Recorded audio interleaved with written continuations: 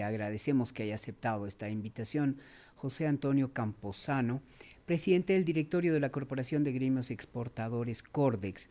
Queremos hablar de los desafíos y las oportunidades de los productos de exportación de nuestro país en un año que nos predicen será muy difícil, el 2024. José Antonio, muy buenos días, gracias por aceptar esta invitación.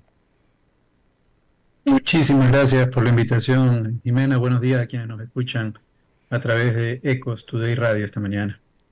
Claro que sí. Bueno, les cuento un poquito de José Antonio. Es presidente, como les decía, del directorio de la Corporación de Gremios Exportadores de Ecuador, Cordex, presidente del directorio de la Corporación de Promoción de Exportaciones e Inversiones, Corpey, presidente ejecutivo de la Cámara Nacional de Acuacultura, miembro del directorio del Comité Empresarial Ecuatoriano, trabajó para la cooperación holandesa en Ecuador, ha coordinado o participado en más de 270 ferias comerciales en América, Asia y Europa, liderando el pabellón de Ecuador. Por supuesto, pues no podía ser menos un personaje como él para hablar de este tema que es fundamental para el desarrollo económico de nuestro país. Muy bien, José Antonio, lo que decía yo al inicio, nos predicen un año 2024 muy complicado económicamente. ¿Hacia dónde vamos? ¿Qué hacer? ¿Qué pasará con nuestros productos de exportación? ¿Serán la salvación del problema económico que tiene el país? Muchísimas gracias por su pregunta, Jimena. Bueno, el sector exportador ha venido siendo en los últimos años definitivamente una de las principales, si no la principal fuente de divisas para el país. Si dejamos por fuera al sector petrolero, las exportaciones no petroleras del Ecuador, inclusive durante la pandemia, hicieron un esfuerzo gigantesco para no dejar de crecer, a pesar que otros sectores de la economía, tanto local como economía internacional, decrecieron. El sector exportador ecuatoriano demostró esa capacidad de resistencia, de reinvención para en un momento tan complicado como el de la pandemia mantenerse a flote. Ahora vale la pena recalcar también que ya en el 2023 está consolidado el papel, si dejamos de lado las petroleras y las no petroleras, el papel de las exportaciones mineras en el Ecuador, que hoy prácticamente se están constituyendo en el segundo rubro de exportaciones, luego del sector camaronero, ¿no? Y si dejamos de lado, por supuesto, al petróleo. Entonces, buenas noticias que un sector exportador dinámico, dejando de lado, por supuesto, alejándonos del petróleo, en este caso el sector minero o el sector no minero, la agroexportación como el camarón, el banano, el plátano, el cacao, el café, la pesca, las flores, son sectores que están sacando la cara, digámoslo así, por la economía ecuatoriana. Ahora, usted mencionaba lo difícil del 2024, que lamentablemente el 2023 ya fue un año muy Así es. complicado. Ujú. Y nosotros desde Cordex advertimos a fines del año anterior que veíamos con preocupación cómo los principales mercados de la oferta exportable, Estados Unidos, Europa y Asia, particularmente China, mostraban indicadores negativos en sus economías. Por diferentes razones, China todavía con un cierre parcial motivado por las restricciones de COVID que fueron levantados recién a fines del año pasado Sí.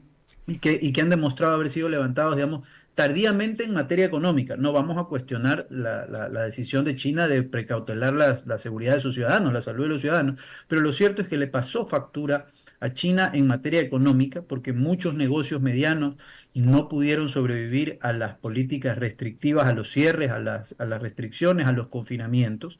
Entonces, vemos el resultado hoy, ¿no? Un consumo deteriorado, empleo juvenil a la baja, problemas en materias de inversiones, obras de infraestructura, sector inmobiliario.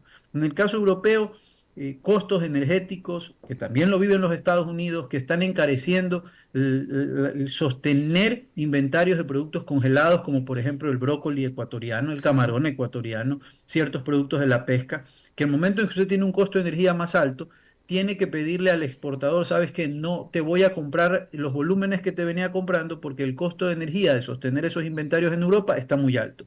Si a eso le sumamos el costo del dinero, motivado principalmente por los incrementos de las tasas de interés dispuestos por la Fed, por las autoridades norteamericanas, hacen que un importador también no solamente tenga que enfrentar costos energéticos altos para productos congelados en este caso, sino también el financiamiento que tenía, que le permitía importar productos y sostener ese inventario en territorio norteamericano mientras ese inventario se vende, se ha triplicado.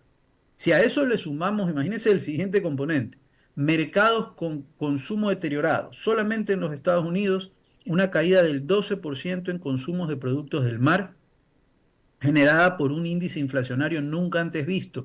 Imagínense tasas de interés en créditos inmobiliarios triplicadas, es decir, Sí, los hogares tienen que decidir entre dejar de salir a comer a un restaurante y pagar el préstamo de su casa. Por supuesto, se van a ir por lo segundo y usted lo que tiene como resultado es el deterioro del consumo en actividades de ocio, como pueden ser eventos, como pueden ser salidas a restaurantes, viajes en cruceros, etcétera, etcétera, lo que hace que usted tenga un menor consumo. Entonces tiene una menor rotación de inventarios, con un mayor costo del dinero, con un mayor costo de energía. ¿Qué tenemos como resultado en el 2023? Caídas en varios sectores de la exportación. En el caso del sector camaronero, hay una contracción del 6% en su facturación anual, que más o menos sí, le pasará una factura a este sector de casi 500 millones de dólares menos. Sin embargo, si uno analiza con más detenimiento las cifras del sector exportador camaronero, el sector exportador camaronero creció en 12% en su volumen. Es decir, realmente el sí. sector cerrará el año con menos 1.500 millones de dólares que debió haber recibido, lamentablemente por estos problemas económicos, caídas de precios y demás, no lo va a hacer. Entonces, Claro. el 2023 ya es un año complicado para varios sectores, ¿no? El sector bananero, usted dice, bueno, pero algo creció. Claro, pero si se lo compara contra el año anterior, que fue un año muy malo, principalmente por el inicio del conflicto bélico en Rusia, Sí, pero no ha sí, llegado a los niveles previos al año exactamente. 2021, ¿no? Entre la pandemia, los conflictos bélicos que hay en este momento en el mundo, eh, la desaceleración mundial, hablando suavemente del problema económico de esa forma, pues sí nos afecta, por supuesto, a los productos ecuatorianos. Ahora, el panorama del 2023, según el análisis que usted hace, definitivamente es de pérdida. ¿Qué nos espera entonces el 2024? Sin embargo, el Gobierno Nacional, a través del Comité de Promoción y Atracción de Inversiones, se publicó esto hoy, esta mañana,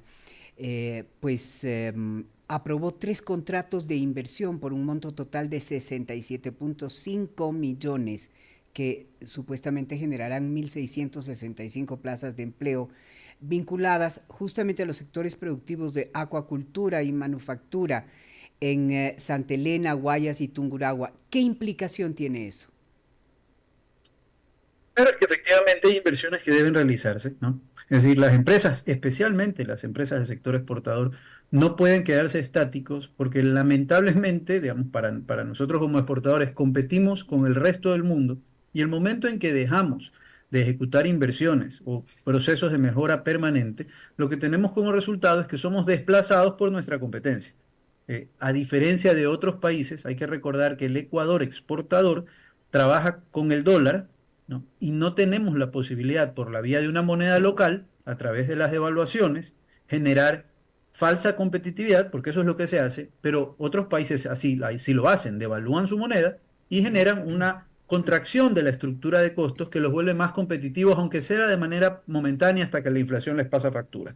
En el caso del Ecuador, al no tener una moneda propia, al tener el dólar, estamos en la obligación de hacer estos ejercicios permanentemente para sostener la competitividad de nuestros sectores. Ahora, dicho esto, ¿no?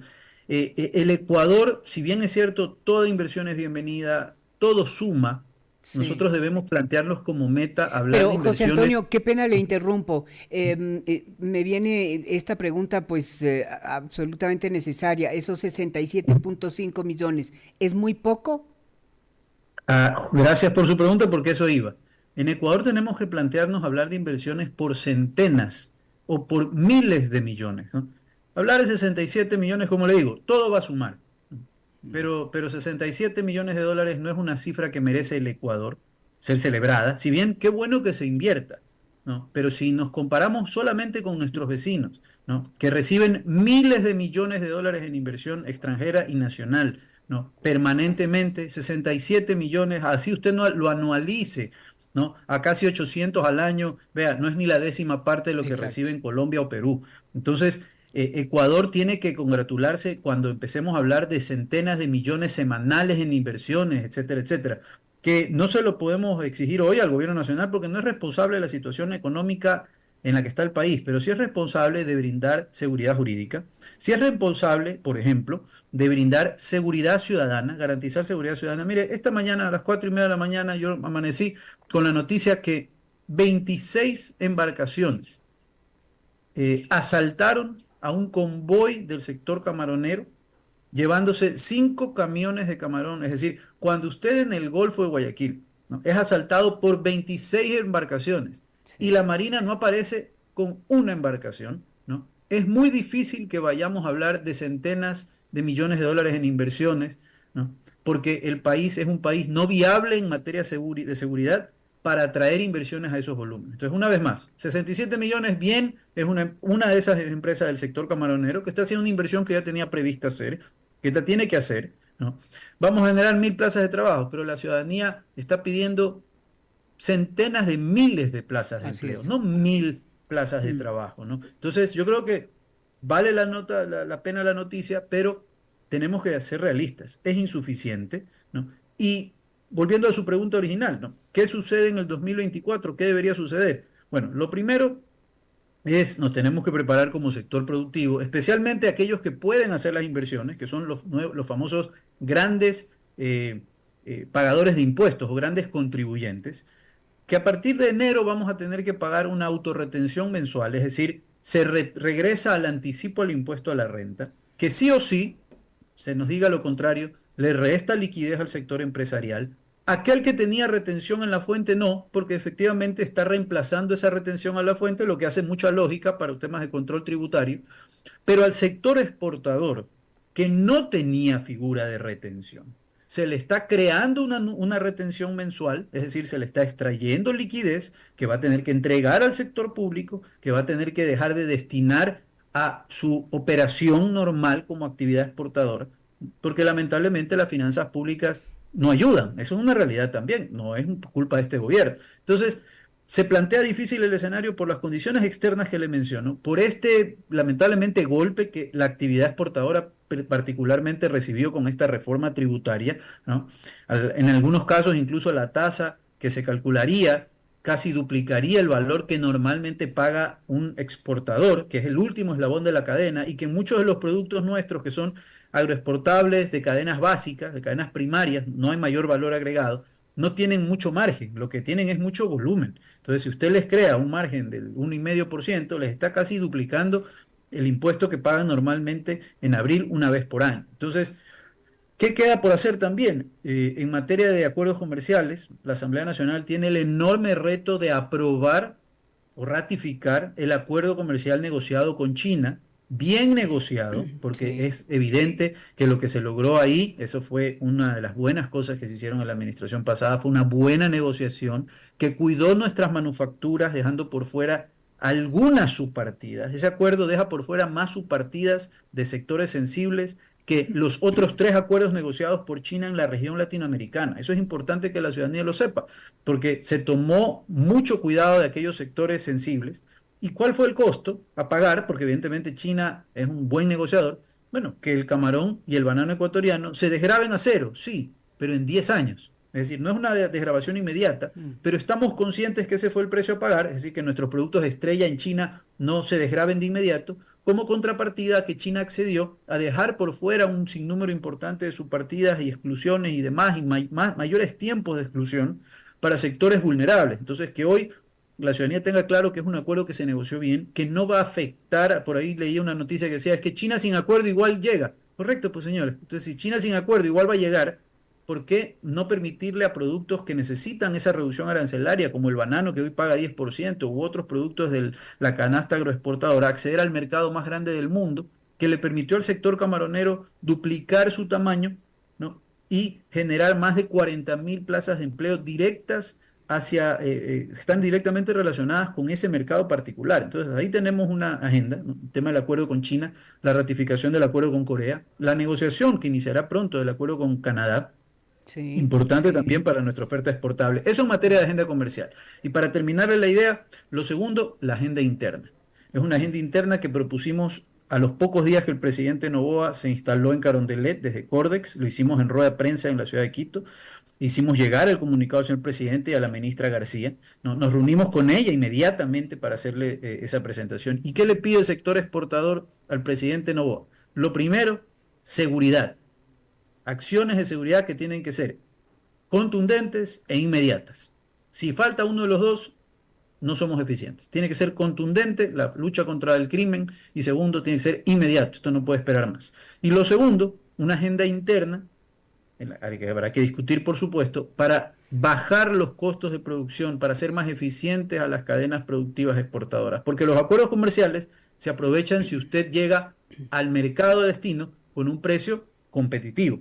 Y Ecuador hoy encarece a su actividad productiva en general, con la diferencia que el sector exportador no puede trasladar eso al precio final del bien. Los productos que se venden localmente, mal o bien, pueden trasladar un poco esas ineficiencias al precio final del producto que lo termina pagando el consumidor. El exportador no puede porque compite con países Sí. asiáticos, con otros países que yo ya le comenté tienen eficiencias. Entonces, eso segundo es clave y nosotros tenemos identificados varios espacios de ineficiencia estatal que le trasladan costos al sector privado, inclusive aranceles que se siguen pagando en materias primas, insumos, bienes de capital y demás, Así es. que encarecen nuestra actividad. Ahora, pues digamos que la conclusión de todo lo que usted dice definitivamente es que producir en el Ecuador es cada vez más caro, justamente por la falta de incentivos al sector productivo exportador.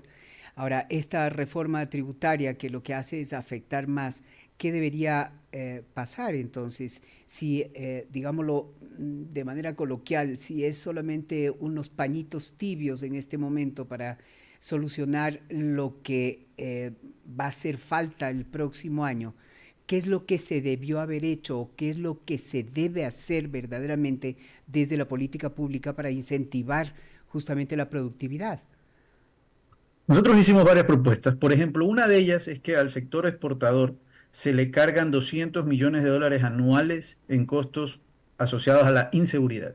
Diferentes cadenas, camarón, banano, etcétera, que tienen que asumir una serie Que, de costos, digamos, ¿no? perdón, José Antonio, le interrumpo, esas son las acciones inmediatas que se deben tomar ya en este momento, porque si Ujú. seguimos pensando que esto tiene que ser a mediano plazo, que hay que analizar, que hay que estudiar, pues seguimos perdiendo tiempo y este gobierno está trabajando contra el tiempo.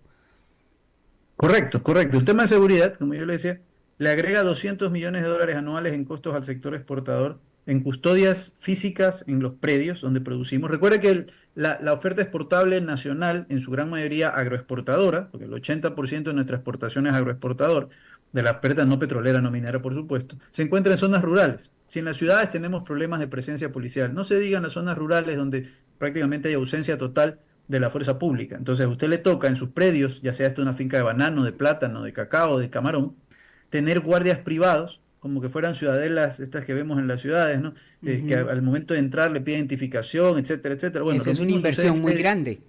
porque son zonas gigantescas. Entonces, ahí Exacto. hay inversión. Mm, Guardias armados para movilizar mercancías, camiones de banano, camiones de camarón, etcétera, etcétera. Son mm. custodias móviles en zonas fluviales y demás, tecnología satelital, candados digitales, etcétera, etcétera, etcétera. Entonces, eso más o menos son 200 millones de dólares anuales en costos que nosotros propusimos que en esta reforma tributaria que se hizo se permita una doble deducibilidad de ese costo, ¿no? Sí. Para generar un incentivo para que el sector siga invirtiendo, porque es una inversión, evidentemente, pero es una inversión que debería hacer el Estado, como usted bien dice, debería hacerla ya de tal manera que no tengamos nosotros que asumir ese valor, ¿no? Y podamos seguir haciendo esa inversión, porque es una inversión en la que estamos ayudando al Estado a dar seguridad a un sector rural. Bueno, no se dio paso a eso, sino que si donamos a la policía, ahí hay una doble deducibilidad, etcétera, etcétera. Claro, pero esa donación no le regresa a usted en forma inmediata. Entonces, no se dio paso a aquello. Vamos a insistir en que si el presidente envía otro paquete de reformas, pues incluya la doble deducibilidad en gastos de seguridad.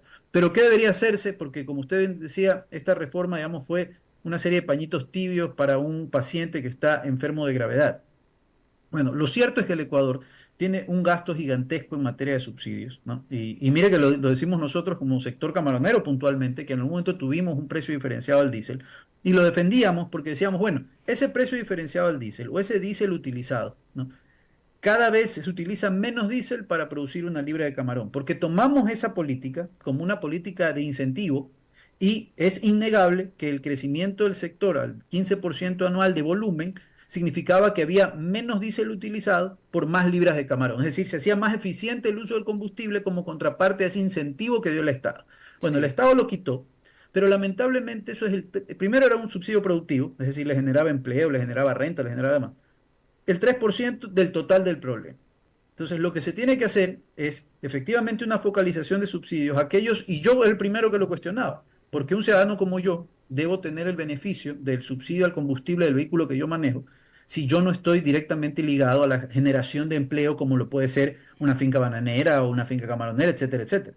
Es decir, tiene que haber una focalización para que quienes realmente lo requieran. ¿Quiénes realmente lo requieren? Por ejemplo, el transporte público.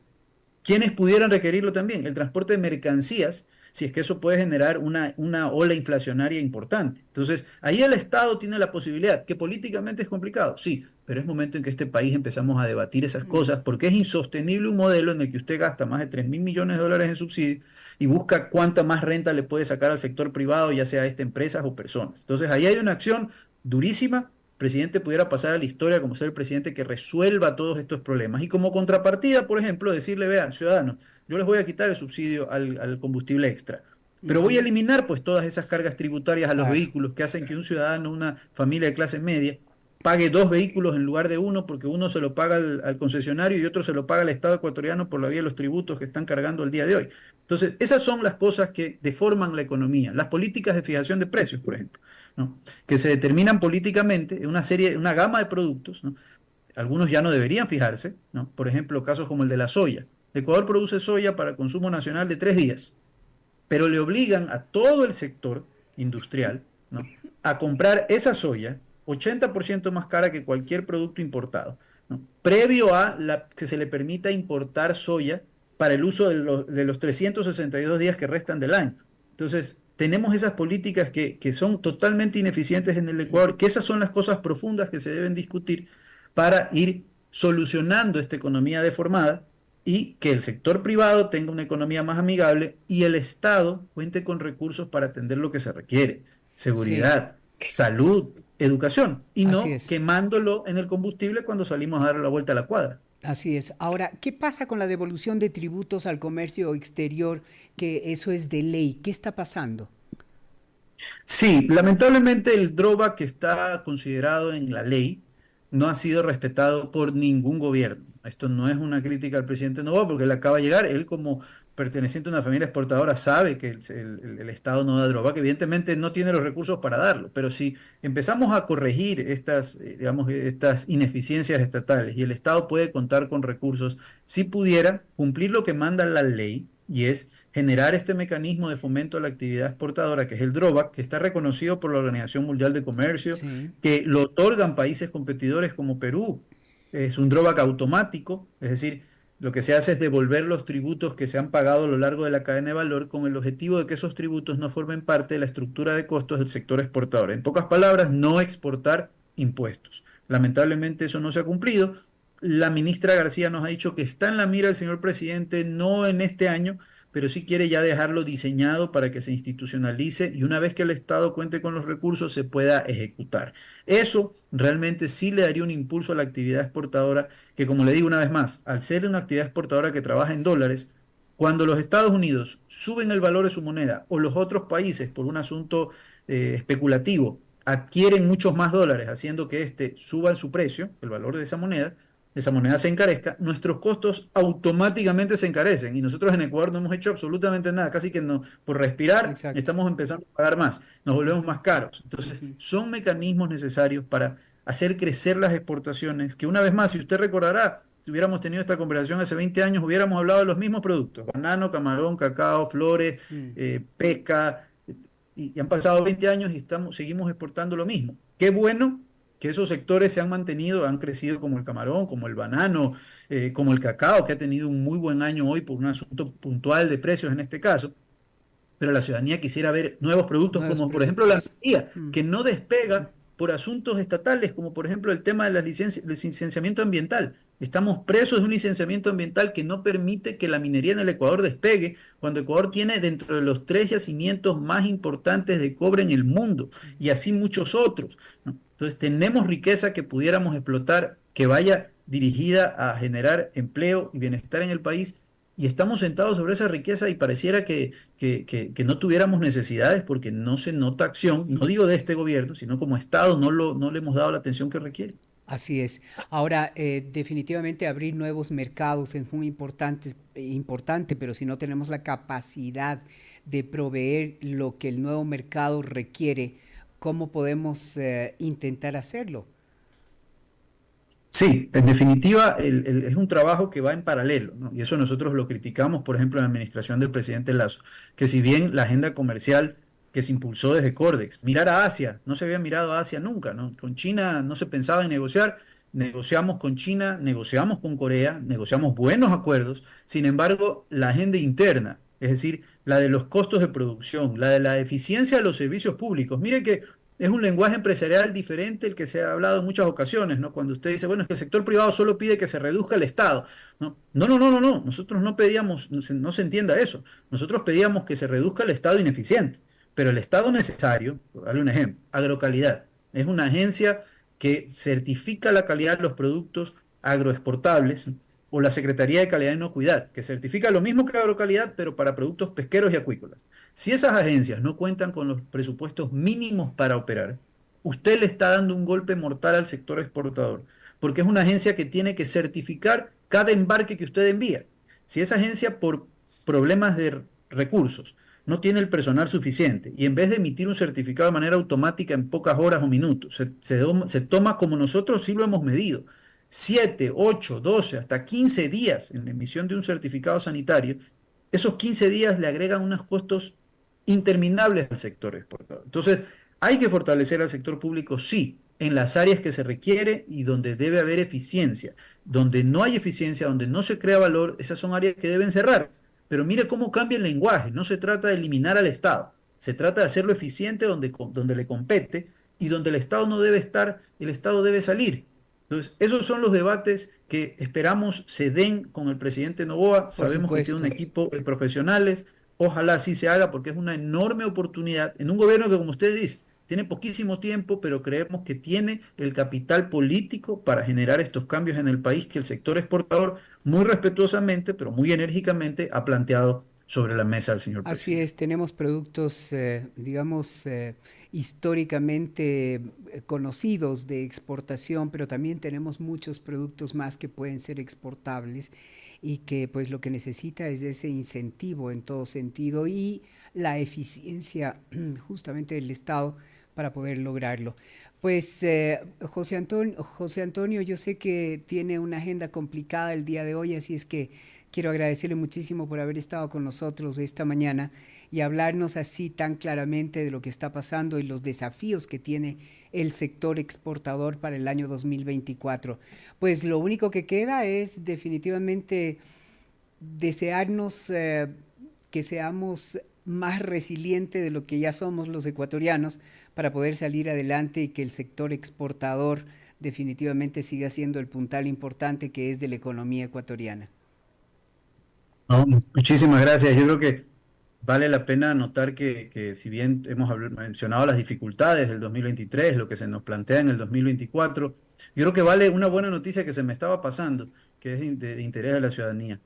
Este año es histórico para el Ecuador en el sentido de que sumamos una industria importante a la actividad exportadora ecuatoriana, me refiero al sector avícola ecuatoriano, que ya rebasó una barrera, era un hito que tenían planteado, un volumen importante de productos avícolas que se empezaron a exportar este año, y que hoy digamos que sumamos a las filas del sector exportador, al sector avícola nacional, que tiene dificultades también como el resto de cadenas de las que hemos mencionado, pero que le auguramos muchísimos, muchísimos éxitos este 2024. Es un orgullo para nosotros, especialmente en la división de proteína animal, donde está la pesca, donde está la acuicultura, por supuesto, que se sume el sector avícola a la actividad exportadora. Ojalá otros sectores así también puedan dar ese salto.